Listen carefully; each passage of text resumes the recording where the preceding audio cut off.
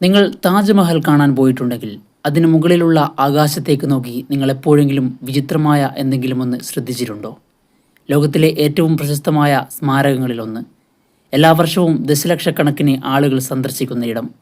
എന്നിട്ടും അതിനു മുകളിലുള്ള ആകാശം മിക്കവാറും എപ്പോഴും നിശബ്ദമാണ്.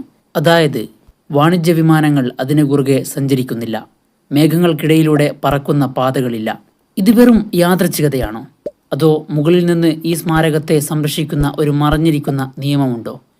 ചിലരിത് സുരക്ഷയെക്കുറിച്ചാണെന്ന് വിശ്വസിക്കുന്നു. മറ്റുള്ളവർ പറയുന്നത് അതിലോലമായ വെളുത്ത മാർബിൾ സംരക്ഷിക്കുക എന്നതാണ്. എന്നാൽ യഥാർത്ഥ കാരണം നിങ്ങൾ കരുതുന്നതിലും ആകർഷകമാണ്. ഇന്ന് താജ്മഹലിന് മുകളിലുള്ള നിഗൂഢമായ ശൂന്യമായ ആകാശത്തിന് പിന്നിലെ സത്യം നമ്മൾ കണ്ടെത്തുകയാണ്.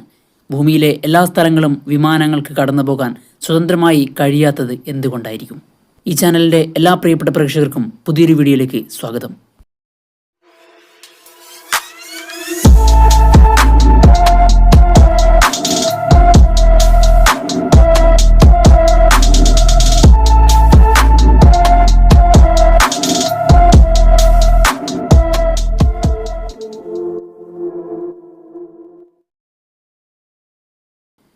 താജ്മഹൽ വെറുമൊരു സ്മാരകമല്ല, വാസ്തുവിദ്യയുടെയും പ്രണയത്തിൻ്റെയും മാസ്റ്റർപീസായി ആഗോളതലത്തിൽ അംഗീകരിക്കപ്പെട്ട ഇന്ത്യയുടെ ഏറ്റവും അമൂല്യമായ ചിഹ്നങ്ങളിലൊന്നാണ്.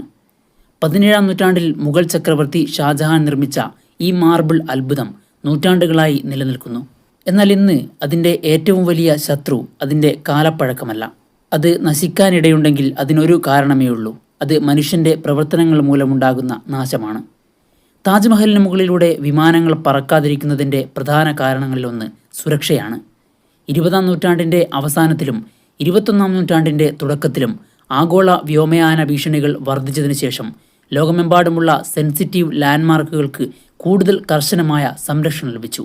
സാധ്യമായ വായുഭീഷണികൾ തടയുന്നതിനായി താജ്മഹലിന് മുകളിലുള്ള വ്യോമാതിർത്തി കർശന നിയന്ത്രണങ്ങൾക്ക് വിധേയമാക്കി. വാണിജ്യ വിമാനങ്ങൾ ഈ പൈതൃക സ്ഥലത്തിന് മുകളിലൂടെ നേരിട്ട് കടന്നു പോകുന്നില്ലെന്ന് അധികാരികൾ ഉറപ്പാക്കുന്നു. ലളിതമായി പറഞ്ഞാൽ, താജ്മഹൽ എന്ന സ്മാരകത്തിന് മുകളിലുള്ള ആകാശം ശ്രദ്ധാപൂർവം സംരക്ഷിക്കപ്പെടുന്നു. എന്നാൽ സുരക്ഷ കഥയുടെ ഒരു ഭാഗം മാത്രമാണ്. താജ്മഹൽ അതിലോലമായ വെളുത്ത മാർബിൾ കൊണ്ടാണ് നിർമ്മിച്ചിരിക്കുന്നത്. വർഷങ്ങളായി ഫാക്ടറികൾ, വാഹനങ്ങൾ, സമീപത്തെ വ്യാവസായിക മേഖലകൾ എന്നിവയിൽ നിന്നുള്ള മലിനീകരണം താജ്മഹലിൻ്റെ പ്രകടമായ നിറവ്യത്യാസത്തിന് കാരണമായിട്ടുണ്ട്. ശാസ്ത്രജ്ഞരും സംരക്ഷകരും അതിൻ്റെ തിളക്കം സംരക്ഷിക്കാൻ നിരന്തരം പ്രവർത്തിക്കുന്നു.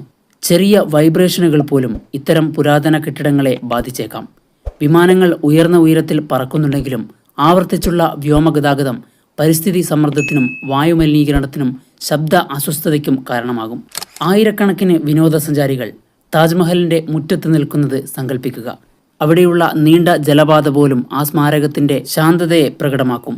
ഇപ്പോൾ ആ നിശബ്ദതയെ തകർക്കുന്ന ഉച്ചത്തിലുള്ള വിമാനത്തിൻ്റെ ശബ്ദം സങ്കല്പിക്കുക. അനുഭവം തികച്ചും വ്യത്യസ്തമായിരിക്കും.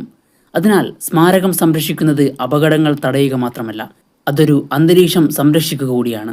എന്നിരുന്നാലും പ്രധാനപ്പെട്ട ഒരു കാര്യമുണ്ട്. താജ്മഹൽ ഒരു സ്ഥിരമായ ഭീമാകാരമായ ആഗോള നിരോധിത താഴികക്കുടത്തിനുള്ളിലല്ല.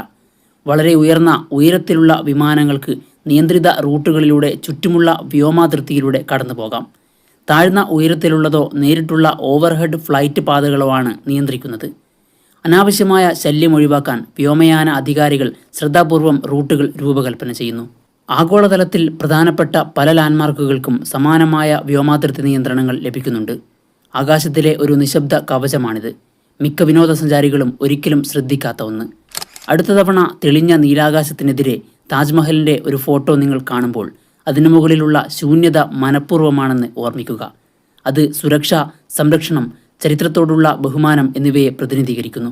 കാരണം ചില ഘടനകൾ കല്ലും മാർബിളും കൊണ്ടുള്ള കെട്ടിടങ്ങൾ മാത്രമല്ല, അവ ഒരു രാജ്യത്തിൻ്റെ പൈതൃകത്തിൻ്റെ ജീവിക്കുന്ന പ്രതീകങ്ങൾ കൂടിയാണ്.